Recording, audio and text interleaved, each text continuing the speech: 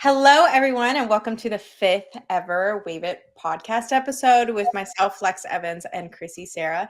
Today's guest is the one and only Joey Lloyd. She's a star in the AV industry and has some great insights you're not going to want to miss. So sit back, keep doing whatever you're doing, listen, watch along.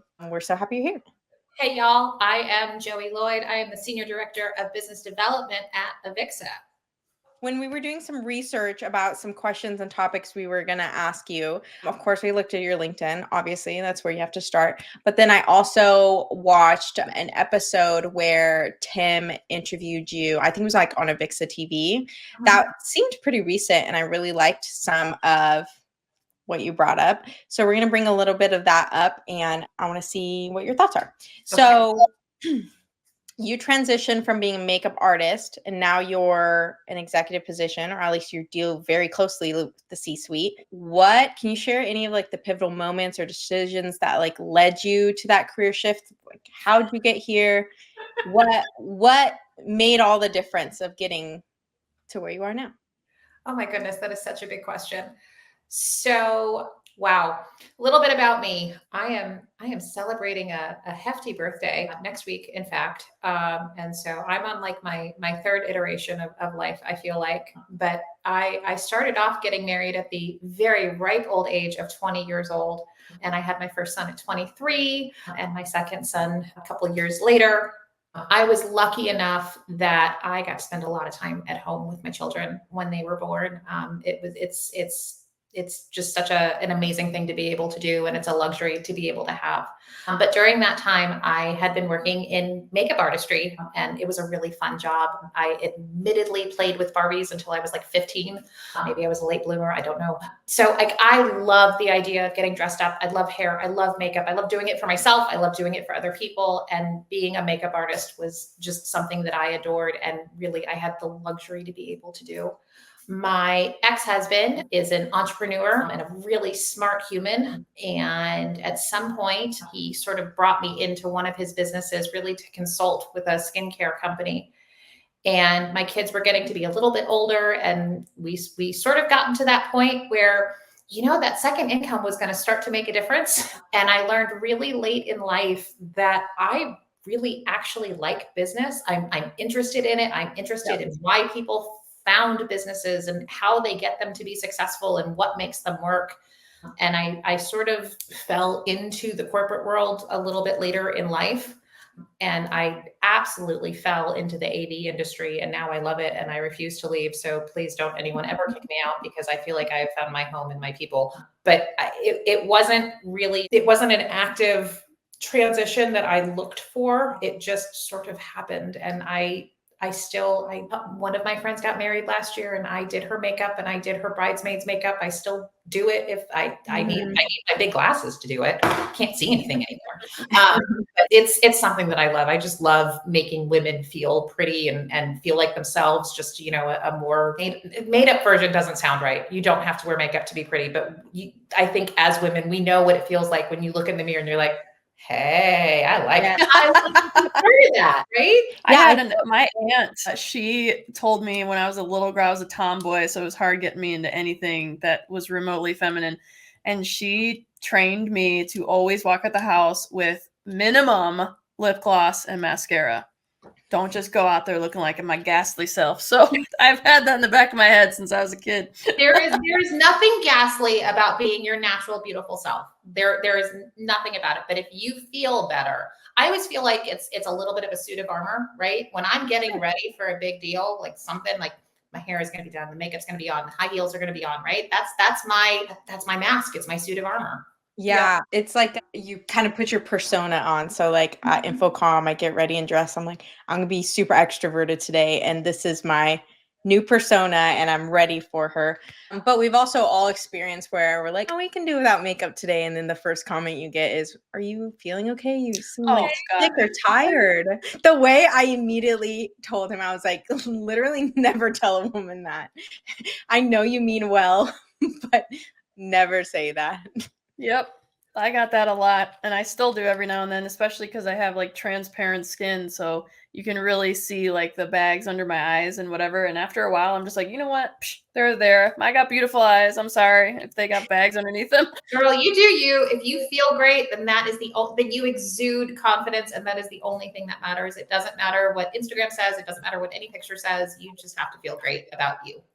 You know, I was actually thinking while you're chatting that there's a really huge parallel in the makeup artist industry. I used to know a few that did makeup for TV, and there's a huge parallel, and that's networking. You understand a lot about humans and a lot about the different sides of presentation and all kinds of stuff. So I feel like that parallel probably rings true a lot for you in your current role too, is just how much networking is part of your job. It definitely is. I think I treat networking as gift giving in a sense. Sure. I talk about this, like I talked about it a lot when I was in marketing as well.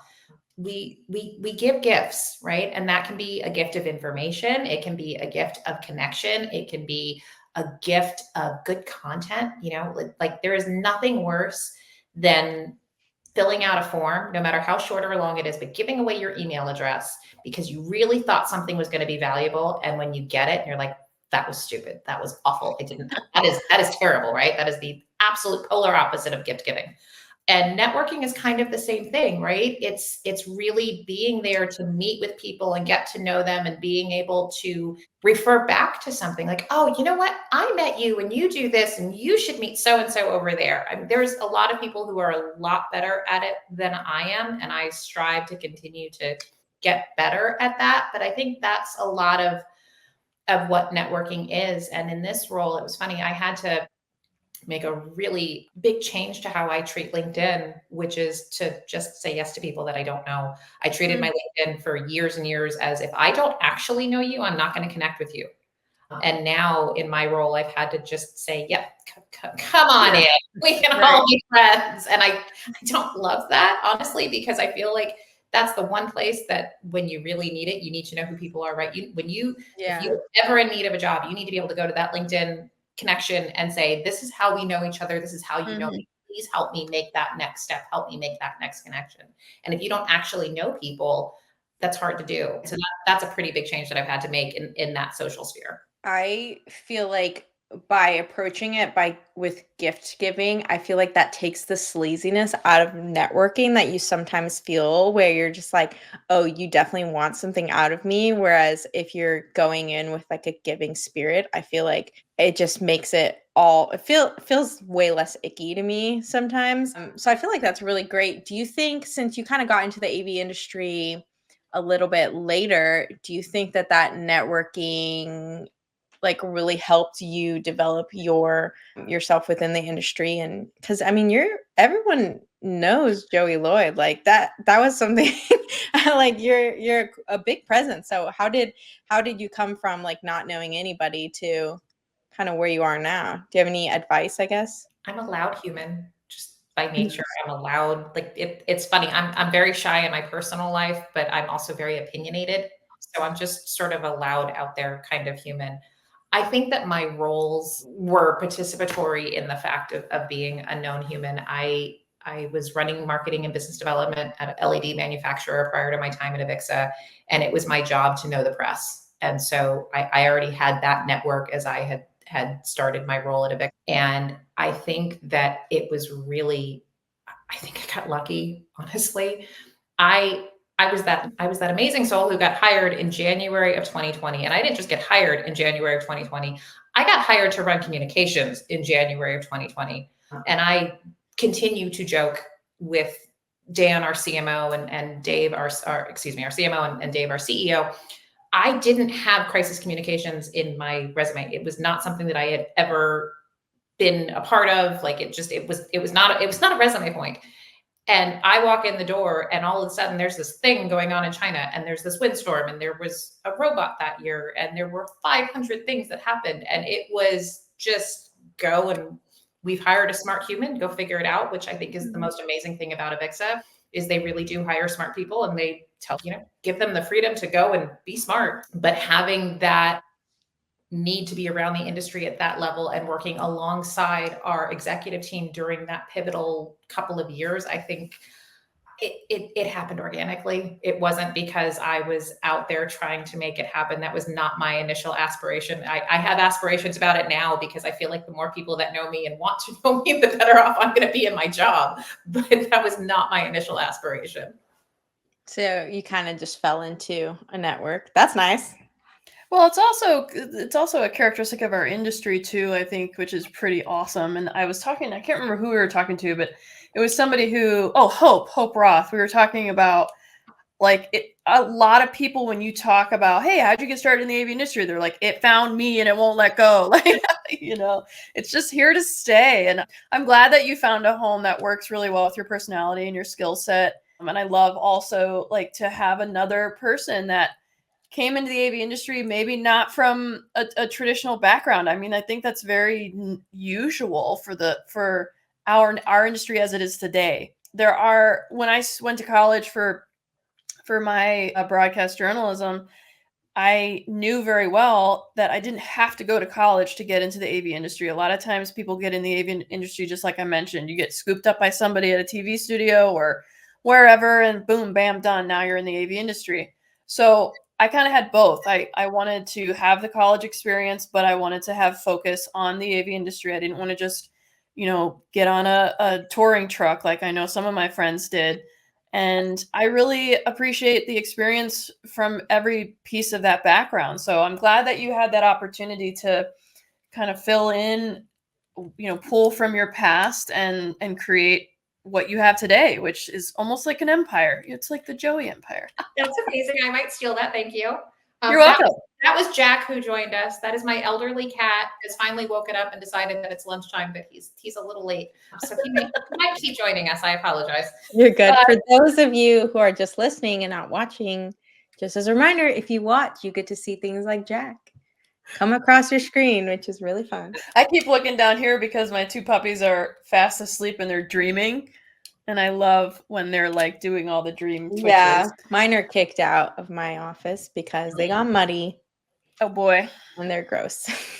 So Joey, Lex and I were talking right before you joined about women in the AV industry who are particularly in marketing. And sometimes there's this kind of assumption that they might not be as technical as some of the engineers, or like my current role, which is an engineer role. Mm-hmm. But that's not the case for you. You definitely have a prowess around you of understanding the technology that is actually in the industry and what you're talking about on a regular basis and what you're selling or giving gifts from, as you say. So there are women, though, in the industry that I even know that sometimes don't maybe see the priority of learning the technical side. So can you help us kind of put in a bite-sized way of how would you encourage women who are getting into the AV industry, who have a marketing mindset or a marketing focus, or maybe women who've been in the industry for a while and might not see the priority of understanding the technical side that is present? I think having a certain amount of technical knowledge makes you better at your job. I will admittedly tell you that I am terrible at math. And so I have not taken, and I have no intention of taking the CTS exam, which I know is probably the worst thing I could say out loud being an AVIXA employee, but I cannot math. I cannot math so much that at about third grade, I had to stop doing math with my kids. I count on my fingers. And sometimes I don't even do that well. Math is just not my skill set. But in order to be a great marketer, which was what was important for me where I started, was that I had to understand the products that I was trying to sell, that I was trying to bring audience engagement to. And so I continued to try and learn. And I'm not a book. I love to read, but like that's fantasy and feisty vampires and fun stuff like fiction. Yeah. But I'm not going to sit down and read a manual. I'm not going to sit down and read an engineering thing. But you want to tell me, how the sphere came together and the different technologies that are there. You want to talk about, what it takes to do ambient sound and touch and feel. Yeah, I'm not going to understand all of it, but I'm also not going to be scared to ask questions either. And I think that is something I'm really proud of. I will ask what I think is probably the stupid question and sit down and go, just explain it to me. Explain it to me like I'm a kindergartner. I want to understand it more. Tell me about it. But ultimately, it's not about being technical so you can be technical and wear that tag. It's about being able to be amazing at your job. And I think that the audiences that we are dealing with are technical in nature. And so, yeah, I can't go toe to toe on audio, but I can do pretty darn well on an LED display. That's my background. It's what I'm interested in. It's what I think is really cool. So, and I do that so that I can be a part of the conversation. It has nothing to do with being better than, or knowing more than, or, you know, going toe to toe with an engineer. It's just, I want to be a part of the conversation. I initially started as an analyst at USC, and I was brought in for PR and marketing specifically, which I was known for because that's where I kind of got my background, and that's kind of where a lot of my natural skill sets lie. And person who hired me knew about that. So I came in as that, and then I started learning a lot more of the technical side. I had done like installations, and the part where I lack is I can see, if I see it, I can do it. So I have literally installed AV networks and like stuff in classrooms and the equipment and everything. I've like been in the walls, but I could not tell you the names of anything, but I know how to do it. And I felt so insecure about that for the longest time because it was really hard for me to translate into those technical terms that like I actually kind of know what's happening here. But then a lot of it was like, okay, but I can translate all of that into layman's terms and really explain to anybody with any technical knowledge how that works in such a simplistic manner. And I feel like that was like the big part people were missing, were when they were talking with our customers, people who don't need to know all about the technology. They just want to know about the benefits and know maybe lightly about how it's installed and how it works. I felt like it was like a really great knowledge to have, but I've definitely felt insecure at times not having like a CTS or something like that, and me being like, how am I supposed to prove to people that when I'm in a room, I don't necessarily need to drop a whole bunch of like technical terms in order for them to like fully understand it. Does that make sense? It is such a hard thing to battle, and I hate it because people have regularly called me like, this is my PR girl, my marketing girl. Ooh. And it is so embarrassing, like in a group of people when I'm trying to like put my best professional self forward and that's how I'm introduced. Ooh. And so sometimes I'm like, I can't decide if like the CTS is or isn't. Like, I'm willing to do that if that proves to somebody that I know, a little bit about what I'm talking about. But what are your thoughts about all of that? All of that. There is something that I think happens the older that you get. I don't know. I think it happened to me after I had my kids. I promise the story will pay off. I'll relate it back. When you are in labor, there is a lot that is going to happen, and everybody's like, "Oh my God, did this happen? Did that happen? Did you do the thing?" There are things, and I sort of walked into labor, and I went, "You know what? I am not the first woman who has given birth. I won't be the last, and there is like somebody else is going to have done whatever it is that's going to happen. It's going to have happened to someone else." And I sort of use that to relate back to the rest of life. Lex, there is always going to be somebody in the room that is smarter than me, smarter than you, smarter than Chrissy, right? There is always somebody, right? And if we are constantly, as humans, let alone as women, trying to keep up and trying to prove just how smart we are, that is not a fun way to live. And I relate that back to also age. Truly, at some point you get to an age and you're like, yeah, I'm good. Been there, done that. I don't need to prove that to anybody. Right? It's sort of like, hey, if I don't feel like wearing makeup today, if I don't feel like doing my hair today, I am really good with everything that is here. I am really good. And I hope that other women are really good with what they have. If you are constantly trying to prove that you are bigger, better, smarter than the person next to you, that is just such a cruddy way to live. We're all amazing and we all have our own skill sets, and shame on the person who can't give you the respect because you don't have a CTS, or, assumes that because someone introduced you as the marketing girl. I have been introduced as the marketing girl, the PR girl, like the girl. We are authoritative and we are smart, and the world doesn't happen without those other things that go along with it. I don't know. It's easier said than done, but if you can let those things go and shine bright with the things that you can shine bright about, all of the rest of it will come. You will naturally show people how smart and amazing you are, and you don't need to prove it with a couple of letters. The letters are great. If they are important to you, that is absolutely amazing. My favorite CTS is the CTS AF. I love that term. Yeah. Like I want a t-shirt. I can't have the t-shirt because I'm not, but I love that shirt. I love that is out in the world. I think it's amazing. And if you are proud of it, own it. But if you're not, and you are just as proud of who you are and the skill set that you bring and the things that you do, that is amazing. I think it was Mark who made that shirt, right? Yes. Yeah, it sounds like a Mark thing to do. You him too. That'll be really funny. That'd be a good episode. Something that you gave me two thoughts, Joey. One is y'all should create a certified marketing specialist thing, like certified marketing or something. Yeah, because then in there you can go into more depth about how important it is about, understanding technical without taking a course in programming, There is a whole room on the AVIXA exchange dedicated to AV marketers. Anybody who's listening who is a marketer, get on board, go check it out. I will give that plug.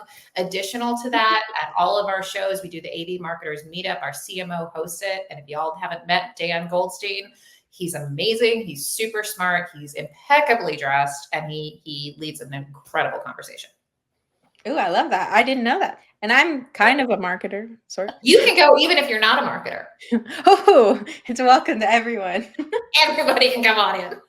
I love what you said about the changing the approach. You said that twice actually in the last couple of minutes here. Is you change the approach from I need to have this certain technical knowledge in order to be a marketer in a technical field to more of I need to understand my clientele and my customer base.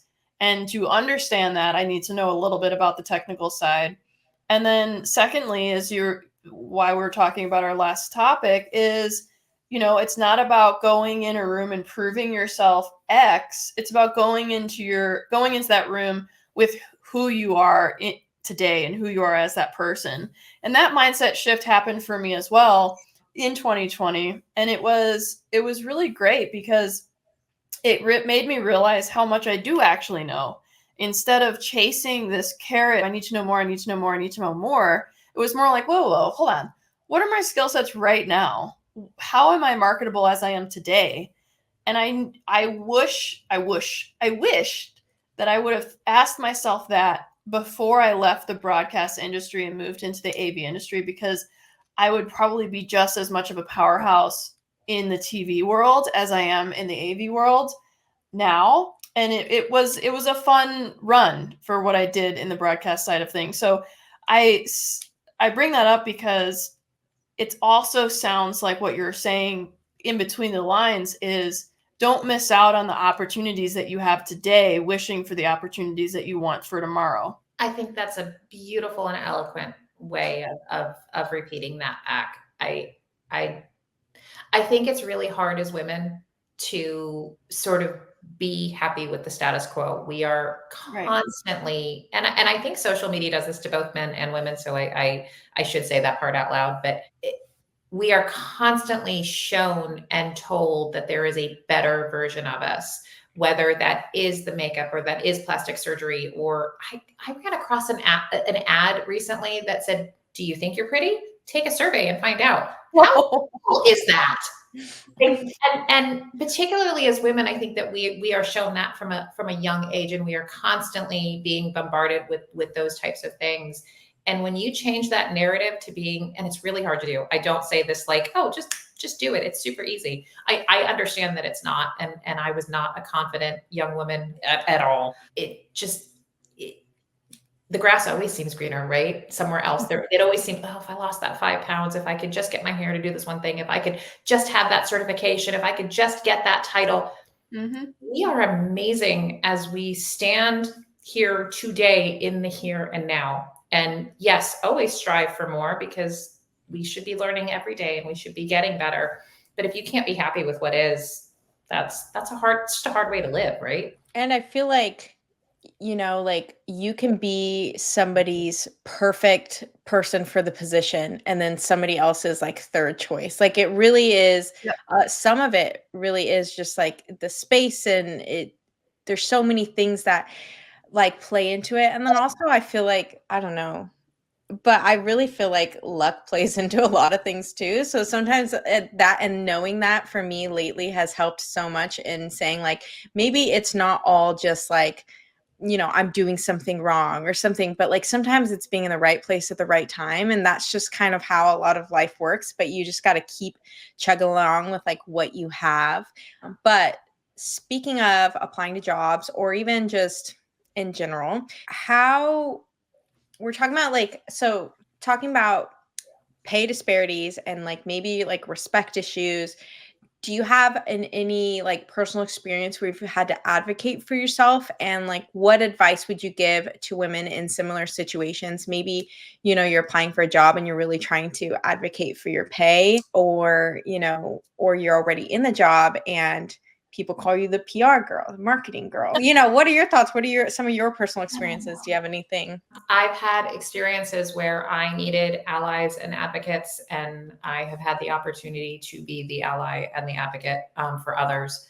I think that the biggest thing to get over is just making the ask. And I think that's a really hard thing to do. And it's a hard thing for me to do, is to say the worst that's going to happen is someone is going to say no. Right? That is the absolute worst thing that's going to happen, is they're going to say no. I like no a lot, actually, because it gives me knowledge. I say this a lot in my personal life. I like boxes, and I like boxes for people, because once I know the box that you fit in, right? I know if I need to open that box. I know if we need to spring things out. I know if we should close the box and put it away and hide it in the closet. I know if we need to wrap it up tight and put a bow on it and give it to somebody else. Like it's a funny thing to say, but it really is true. If you think about, how we work around things, knowledge is key, right? So if you know that you advocated for something that you absolutely believed in your salary, and they said no, great. You get to make a decision. And your decision is, do I stay or do I go? Right? Can I be happy? Can I find my happy and my success with my existing box? Or do I need to get out of this box and go into a bigger one? Right? No is power. And I think that I am lucky that I had the ally when I had them, who really went to bat for me, because it helped me grow dramatically from a salary perspective in my career. And just as much, I have honored to been able to be that advocate for other people and to fight, like to truly fight and say, this is what is right. And we cannot continue on this pathway. So I think it's a bit of a pay it forward too. Yeah. What about the respect portion? Like, what have you dealt with any of that in like a room, decision making, anything like that? Meaning, how do I garner respect from others in an atmosphere? Sure. I mean, I think we all deal with that every day in some way, shape, or form. I think it's about understanding your audience. And again, sort of knowledge is power in all of those things. It's how do things make you feel? How do you deal with them? How do you move forward? Some things are worth it and some things are not. They say in a marriage, Pick your battles. You have to pick your battles. Yeah, that's exactly it. And sometimes it's just not worth it. Like getting somebody to say that you were right, like is that going to change something at the end of the day for you, the end of the week for you, the end of the month for you? I often try to not make decisions when I'm angry or upset or even extraordinarily happy, right? And I do that because I'm like, I need to sleep on it. If I've slept on it and I'm still thinking about it the next day, or I haven't changed my mind, then I'm ready to take that next step. But if it goes away and I wake up and I'm like, I'm fine, it wasn't worth my time or effort. And so that garner of respect or that garner of salary, I think it really comes down to making decisions about where your happy is, because sometimes it's not really money based. If you're happy about your work-life balance, if you're happy with your benefits package, if you're happy with something else that your job gives you, and it's not just the salary, maybe you really are happy. There's so many variables to that. And I think it's about really looking internally and understanding what makes you as a human in your area happy. And it's not necessarily just that one single piece. Go ahead, Chrissy. I was like, I have so many thoughts I want to say. I feel like what you said was great in so many ways. One particularly is emotional and energy management, essentially. Like going into a room, and for me, my confidence and respect comes because I walk into every room like I have something to say. And it's my responsibility, though, to know my audience, read the room, understand what's being said, to know if I should say it or not. And that's the key, because if I'm walking into a room of people that I don't feel like I have to explain myself to, that thing's going to roll off the tongue really quick. And then we're moving on and we're already talking about the next thing. If I walk into a room of people who don't maybe know me or know that my approach is forward thinking and for the team, they might think that I'm coming in there with like a lot of chutzpah, or like, whoa, Chrissy, dial it down. So I love the Yiddish.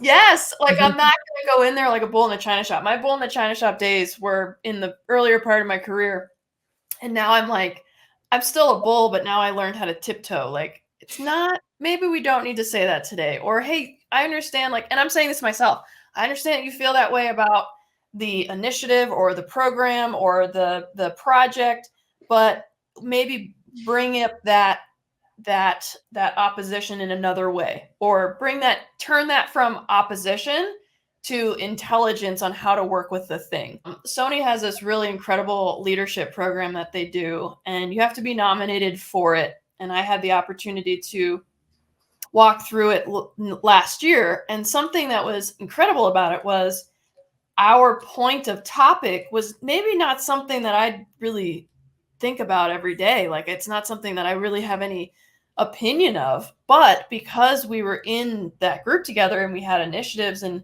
at the end we had to present, I needed to get on board with the thing. I needed to make that a priority, and I needed to walk into that room and be part of that team. So I feel I definitely aligned with what you were saying about the emotional and the energy management when it comes to demanding respect, but also holding respect, and realizing that I don't have to go in there and prove myself every single minute of the day. I've already proved myself before I walk in the door. Now I need to manage the outcome, essentially. I love that. I think it's such a testament that you've been included in opportunities such as that, and to be able to be that self-reflective.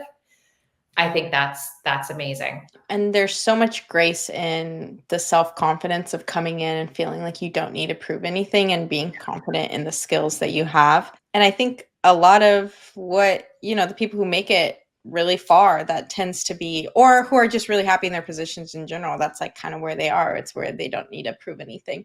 It also opens up space for other parts of the conversation that I want to be paying attention to. Like, I was listening to a podcast about financial investing, and they said that if you want to be that millionaire or that billionaire, then you need to go hang out with the millionaires and the billionaires, right? So if I walk into a room and my goal is to one day be an executive management, or my goal is to be, the head of business development, or my goal is to be the engineer the EIC, engineer in command, I need to go in there with that stuff at the door, that fear, that insecurity, that everything, and say, we can go back to that as soon as this meeting's over, but I want to be able to resolve myself so that I can hear the other things being said in the room.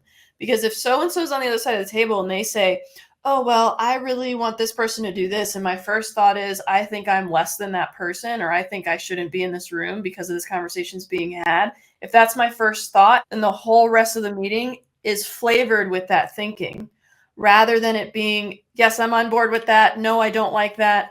I think so-and-so would be a better part of the job. Now I'm in the executive mindset. Now I'm in the, okay, we're forward thinking despite all this other shenanigans that's going on. And I've been exercising that in probably the last 2 years in my meetings and in my personal life as well. And it definitely changes things. It's now going from just marinating an old mindset, and now kind of shedding that and walking into the newer mindset, and really exercising that higher self, I guess is another word to say. So eloquent. All right.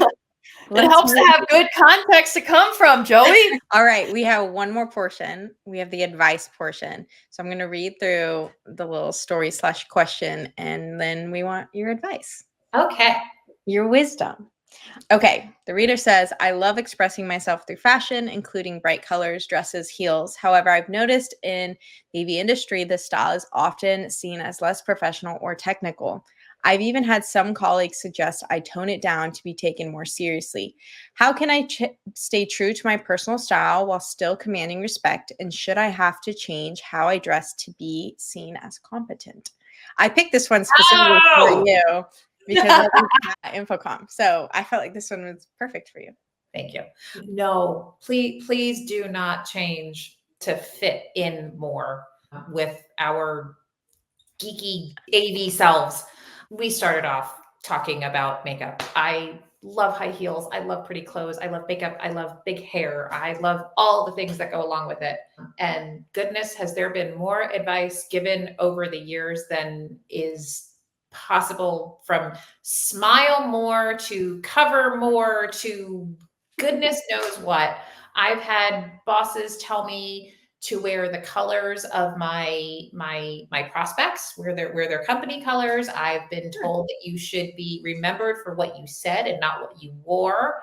I've been told that, you know, maybe you should cover things or not have tattoos or goodness knows, whatever it is. And I am not a believer in any of it. I believe that you need to take your authentic self to work every single day. You do need to respect where you are. And so that means we don't need to be making people think about our bodies in such a way, right? There is a certain decorum to how we dress in a work environment. And I don't really want to touch that one any further. But wearing high heels or wearing bright colors, absolutely. Go for it. I wear really brightly colored suits. I love them. I love a fancy lady suit. I am all about them. And I, in fact, was just telling, I've just hired someone new for my team and I was talking about my shoes. I wear oftentimes, because I've stopped wearing high heels for the most part. The pandemic ruined that for me in my old age. And I wear fluffy slipper looking things. And the really funny thing is I bought them because they were comfortable. I don't really like flat shoes. I don't think they're cute. I'm like that woman who sees them on other people and go, oh my God, you look so cute. And then I put them on. I'm like, no, not for me. I don't like them. I like these particular fluffy, cheap Amazon shoes. I cannot tell you the number of people who comment on my slippers, who remember me for my slippers. And the funny thing is, here we are at IBC in Amsterdam just last week. And I'm talking about it. And he looks at me and he's like, okay, whatever. 5 people within the next hour, like, oh my God, your shoes. And I love that because it's a conversation starter, which is exactly for me what I want. I want a reason for people to want to talk to me. I want to talk to them.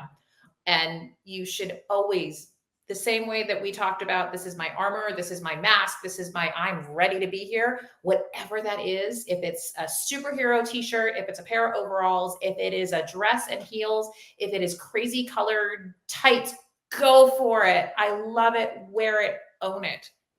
Don't tempt me with the overalls. I'm obsessed with overalls. I have Me too. I love them. So many colors. They're so easy. I love overalls. I've convinced so many of my friends to get overalls. Now y'all can help me see that you see overalls as a feminine fashion, because all I think of is pulling cows out of stuck mud. I want to wear them. There's some cuter versions of them, but okay. And that's what's great. You could do anything in it. It really is just a huge, broad range of things. I'll take your word for it. I think my pair of overalls still have mud on it from a couple of weeks ago. They're just hanging in my mudroom. I mean, you're wearing them for a very purposeful reason. Lex and I might be wearing them because they're cute. I may have my teenagers, well, they're not teenagers, they're old men now. They're above teenagers who laugh at me and they tell me that I should do one side undone. And I was like, nope, did that already a long time ago. I'm too old for that. I'm on both sides now. I love it. Yeah, I saw somebody, my sister, literally, she's Gen Z, and she saw mine and was like, you're supposed to one strap it. And I was like, Nope, I'm two strapping it. I can't one strap the overall. Undone. I don't like If you this thing just hanging tuned out. in to the one strap versus two strap, you should rewind. Here, talk about overalls. Okay, well, that's pretty much it. Do you have anything that you want to add?